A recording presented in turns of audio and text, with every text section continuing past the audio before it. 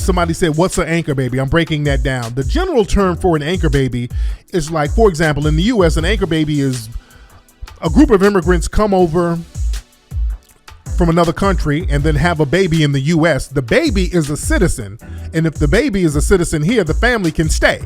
That's an anchor baby. So the baby has anchored the family. So you get benefits once you've anchored that baby into that society. You got it? That's what an anchor baby is. And those anchor babies benefit, especially over here, from the 14th Amendment laws that were made for black people.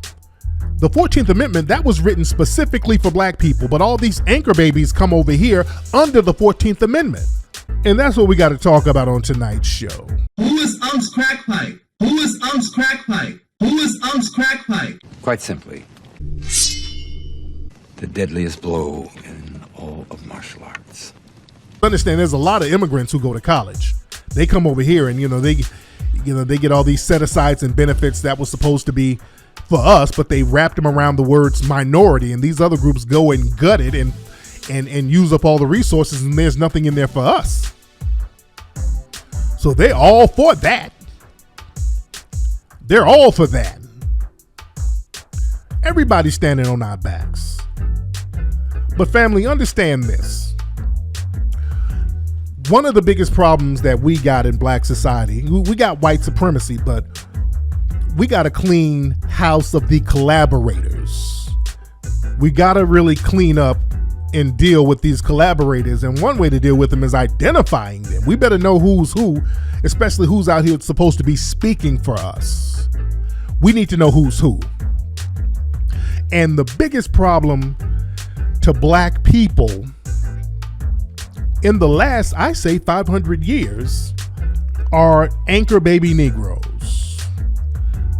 These Negroes who are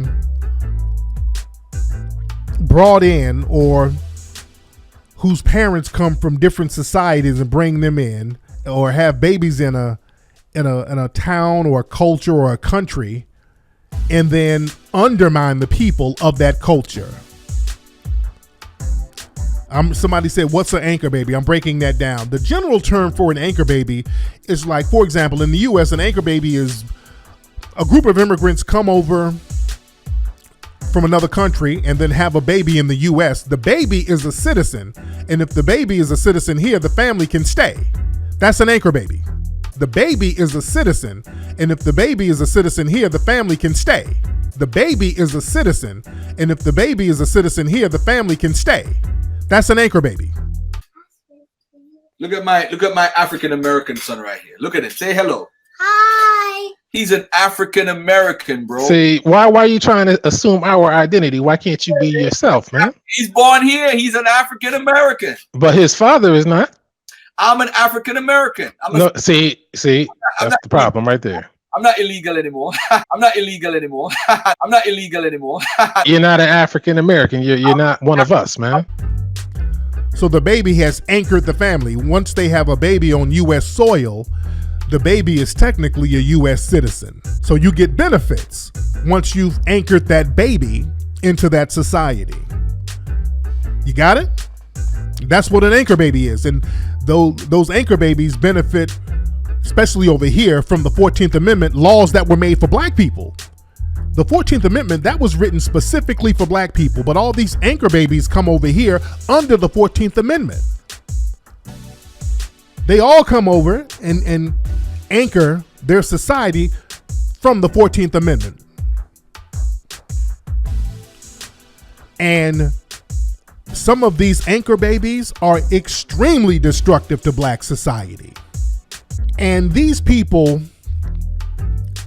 from different cultures, these anchor babies, even some of the black ones, are extremely detrimental to black society because they had dual allegiances to different countries, primarily the country of their fathers. From Jamaica. I'm from Cashapa, Kingston. 4 roads. And you hear that? 8-1. Look on a woman how she move. Blood cleat. African American. You're a damn Jamaican. That's what you are, man. I'm an African. I wouldn't even put the American in it. I am. Okay, well you call yourself that then. Don't assume our identity. And John Henry Clark talked about this. A lot of these people, the mixed race people, usually have an allegiance to the conquering father. We're going to break it all the way down. So this started with the Portuguese. They were the buffer class. They're anchor babies over there in West Africa. Those are the ones that did everything they could to undermine African society. You see some of these anchor babies and these Negroes out here who have dual allegiances. When they have allegiances here, which is very minimal because we're just their come up, and they have allegiance to their parents or their mother's land or their father's land. From Jamaica. I'm from Cashapa, Kingston. 4 roads. And you hear that? They do everything they can to undermine us in many cases. Just look at The Root and look at Shea Butter Twitter. Most of them, you'll see an American flag or an African or Caribbean flag on their profiles, or just the African or Caribbean flag. They won't even have the American flag on there. These are these people who have dual allegiances. And that's dangerous. See, foundational Black Americans, we only have one allegiance. This is why there's certain things that most of us will do, certain things we don't do when it comes to dealing with the white supremacists. But some of these Negroes, they're like, well, hell, I'm not one of these Negroes really. I'm kind of sort of like them, but not really. So they have dual allegiances. So it's nothing for them to undermine us. Y'all saw that Negro who got on the reparations panel? That Negro, he tried to hide his Puerto Rican background, but he had dual allegiances. This dude had an allegiance to Puerto Rico, to that culture. And he even said, hell, I can get more benefits for just claiming Black. So let me drop this Puerto Rican thing and just come up. Let me stop saying it openly. And Candace Owens, too. People forget Candace Owens, for years, she was claiming to be Caribbean because her family's from the Virgin Islands. So she claimed that. She claimed a different culture. That was her thing. And notice in these reparations meetings, and when Candace Owens, remember Candace Owens, there was some kind of thing where she spoke with Congress, and the first thing she said, well, my grandfather was on a plantation, blah, blah, blah. So that's going to be their cred. That's them saying, okay, look, I'm qualified because I'm Black like everybody else, but now let me throw all the Black folks under the bus. Because my great-great-grandfather, who I have no allegiance to, yeah, he was on a plantation because I'm an anchor baby, but now let me throw all you Negroes under the bus. We don't need reparations, and we just need to work harder because we're lazy. Just like that Puerto Rican coon. Yeah, my great-great-grandfather was from the Hughes family at Monticello with Thomas Jefferson, blah, blah, blah, and now Black folks shouldn't get reparations. Yeah, look at the Angela Rise and the Roland. Remember, Roland was talking all that shit about we ain't gonna get no reparations. Don't let Roland fool you. Roland, he has a Haitian background. Roland was talking that shit real heavy. Look up his social media. Roland was talking that. Don't let Roland fool you. You seat at the table. Don't let him fool you. These folks go out of their way. Look at all these Boule Negroes, all these. They go out of their way to try to undermine us. They go out of their way to try to undermine us. And I was debating a white supremacist suspect on Twitter earlier today. And they try to play the minority camaraderie card. And this is something that Black folks are going to have to stop going for, because people try to run to us and say, hey, man, I'm not racist. I'm mixed with European, Hispanic, and Native American. So, I'm not white. I'm a minority too. We should be allies. And these people try to run that game on us. I'm a minority too. When it's convenient. Now understand, these people, they classify themselves as white, but when they get around us to try to run game and try to undermine us, they try to play the minority card. And also when it comes time to get some benefits, when it comes time for them to get a student loan or some affirmative action or some type of set aside, then they start playing up their minority thing. They darken up a little bit.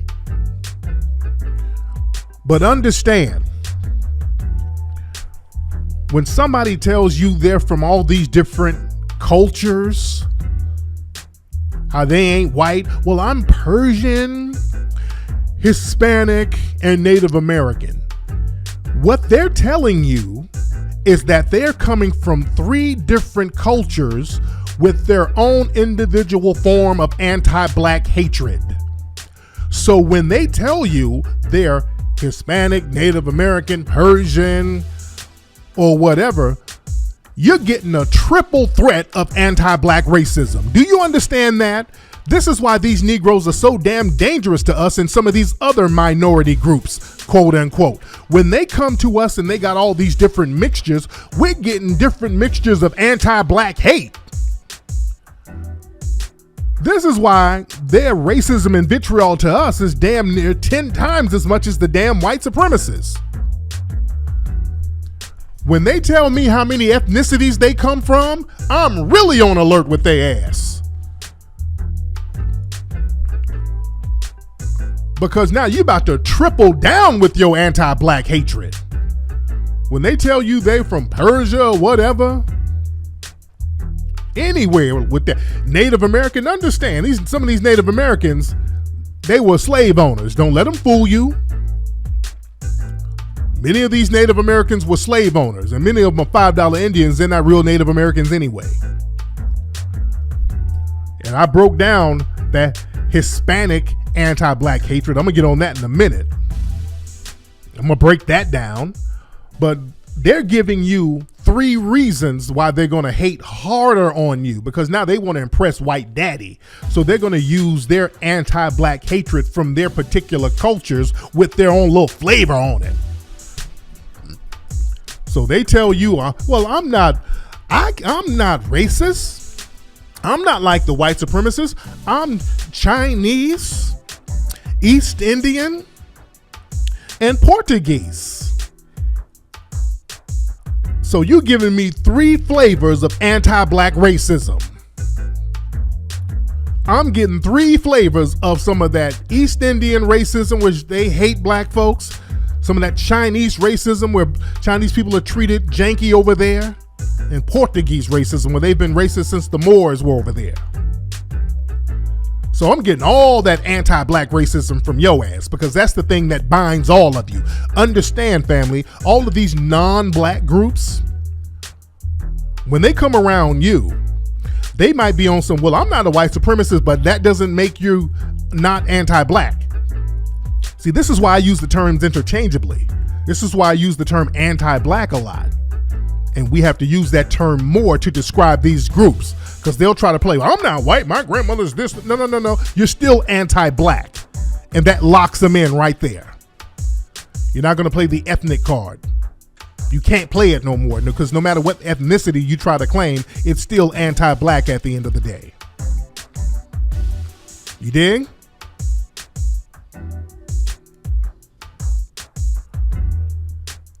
But we don't go for that minority thing. When people tell you or run to you with that minority talk, when they start talking all that minority and we all in this together, no, we're not in this together and we're not the same. And I still have to deal with your culture's anti-blackness. And that thing is real heavy in the Latino Hispanic community. Because you got to understand with Latino, and I'm not shitting on Latinos or Hispanics, because we got some cool ones. But generally, as a culture, Hispanic culture, by definition, is a mulatto culture. It's a mixed culture. When you talk about Hispanic culture, you're only talking about a culture that's 500 years old. Let's talk history and geography. When you're talking about Hispanic culture, and you're talking, Hispanic is basically here in the Western Hemisphere. So that culture is only 500 years old. It's a relatively new culture in relation to the rest of the dominant world society. And that culture by definition, is a mixed race culture. So by definition, the allegiances are going to be dual, even triple. They have dual allegiances. Do you understand? Or even triple. Because they'll claim Spain. They all claim Spain, and everything else is secondary. Spain is first. Notice, whenever you talk to a person who's Hispanic, no matter where they are in the Western Hemisphere, in a Spanish-speaking country, their first allegiance is with the fatherland or their motherland, Spain. Well, I Spanish. No matter how dark they are, no matter how light they are, no, I Spanish. They're Spanish. In Mexico, they're Spanish. Puerto Rican, they're Spanish. The Dominican Republic, they're Spanish. According to them, they put Spain first. Like I said, they're going to have an allegiance first with the fatherland or the conquering land. And second, you talk to a Hispanic person, once they tell you what they're mixed with, the first thing they're going to say is Spanish. The second thing is Indian, Native American. That's the second. Which many of them are not mixed with no damn Native American, but they're going to tell you that. They be jet black as hell. I mix with Taino Indian. I'm Taino Indian. I mix with Taino Indian. You're not mixed with no goddamn Taino Indian. Most of the Tainos died off centuries ago. You ain't mixed with no damn Taino Indian. I Taino Indian. No, you're not, Jose, with your black ass.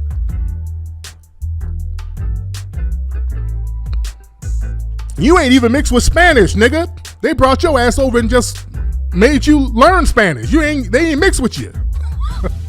Some of these niggas ain't even mixed with Spanish. They just taught their ass Spanish as a language. I Spanish. No, nigga. They just taught you Spanish. You ain't Spanish. You understand? But this is the mindset that they done put on niggas. I Aztec warrior. No, nigga. You an ashy warrior. You're not Aztec. You're an ashy warrior. Put some lotion on with your black ass. Because you are not mixed. You're an ashy warrior, my nigga. You take the sombrero off, nigga, and put on a Kango and a kufi. And make me an empanada. But the thing is, in Hispanic culture, it's a mixed culture by definition. So there's always going to be these dual allegiances, these dual alliances. So the blackness is something that they just have to come to terms with. That's the last straw. That's their come up.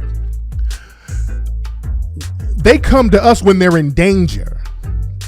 You understand? They have to come to black society. They have to claim the blackness when white mommy and white daddy is reprimanding them too much. Then they come to terms with the blackness. Because when you look, and I said this on my broadcast the other day, when you look at Hispanic countries in the Western Hemisphere, when they got their independence, it was the black people there fighting to get it. When they got their independence, it was the black people in those nations that helped them to get it. In the Dominican Republic, that was the Haitians went over there and got the Spanish off of them, and they wanted the Spanish to be back on them. Bolivar, I think that's his name, down there in Colombia, Venezuela, those places, they went to Haiti to ask for help to get the Spanish off of them. Do y'all know that? Venezuela, Colombia, many of these Spanish countries, because they saw the work the Dessalines and Toussaint was putting in against them damn white supremacists. Some of these Hispanic leaders went to Haiti and said, hey, can y'all get them off our ass too? And the Haitians, I'm sorry, I'm tongue-tied. The Haitians in Haiti helped these countries get their damn independence. And then they all turned on Haiti. Look at Cuba. One of the rebel leaders that helped get Cuba its independence was Antonio Maceo. Black dude. They called him the Bronze Titan. Black dude. Getting the Spanish off the ass of the Cubans. Down in Mexico, Gaspar Yanga. black dude getting the black people down in Mexico, and that's something that we really got to explore. The black influence down in Mexico. Black people have been putting in work down in Mexico. It was always black people getting them Spanish off their ass. They never put in no work against the white supremacists. When you look at history, you don't see anybody Hispanic in the Western Hemisphere putting in no work against the white supremacists, getting them off their backs. You don't see that. Not only that, you had, and I talked about this the other day, you had people like Vicente Guerrero, who's a black man who fought in the War of Independence for Mexico and became the president there because he helped get the Spanish off their ass. And then they ended up, the white Mexicans down there ended up getting him assassinated because they didn't want a black man running the country, because he was going to rise everybody else up. He was going to make everybody equal. And also remember, there was a lot of black folks from the U.S., a lot of people who were freeing themselves. A lot of Seminoles went down there to Mexico, and they protected Mexico.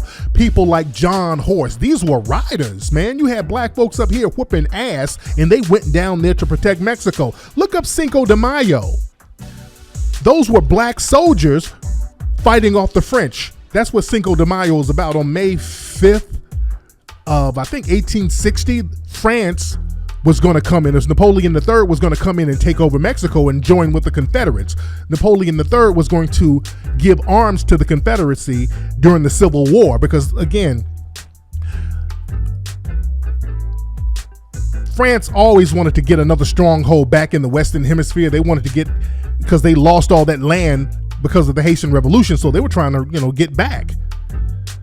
So it was some black folks down there in Mexico fighting, those black soldiers fighting, and that thing became Cinco de Mayo, the battle that they're talking about. I think it's the Battle of Puebla, something like that. You dig?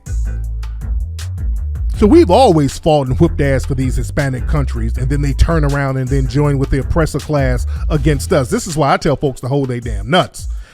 Like when folks are showing all of these images and talking about what's going on down in the border now, my thing is this. If you're trying to get into another country when you're not supposed to, you're putting yourself in a situation. They're going to have to hold their own nuts. It's not my job to be sympathetic or whatever, but these people are putting themselves in danger, knowing that there's a major danger with going to the border and all that old stuff. Oh yeah, I'm not going to go out. I ain't fighting for nobody, because we don't get all this damn sympathy when our children are out here dying in the damn streets, and they're not trying to sneak into nobody else's country. We got people in their own country trying to live, and we're getting slaughtered. There's no national outcry, so I don't have no national outcry for anybody else. I don't take the high road. I take the equal road. Everybody's going to get treated for me the same way they treat me. You're going to get treated the same way. You're going to have the same concern that you give me. I'm on an equal train. I am nobody's fucking slave. I'm not about to sit around whining and crying, oh Lord, what's happening? No. Y'all, I don't see all this wailing and crying and we're going to boycott different companies and all this. And ain't nobody doing that for us. So I ain't about to move a muscle. I got to save my energy for my folks. Same energy. Ain't nobody hating on you, but hey, Tariq, man, what's going on in the border is horrible. What's going on above the border is horrible too, and I'm dealing with that, and I don't feel no energy from nobody. So since you're not giving me no energy, I don't really have the energy to give you. Handle yours, because I'm forced to handle mine. I'm not on the Kumbaya train. Because the thing is, nobody's going to be grateful anyway. Why are black people jumping to the rescue as if these people are going to be grateful to us? Nobody's grateful to us. I want black folks to stop putting on the cape for all these people running down, oh Lord, this is horrible. That ain't going to work. That's not going. You're trying to ingratiate yourself to these people, all these different groups. They're going to still have hatred for you. Did y'all see footage of this white police officer in St. Louis got shot? This brother shot him at a store. The black dude shot this dude at some kind of check cashing store. And there was some black women around, and the police officer died, by the way.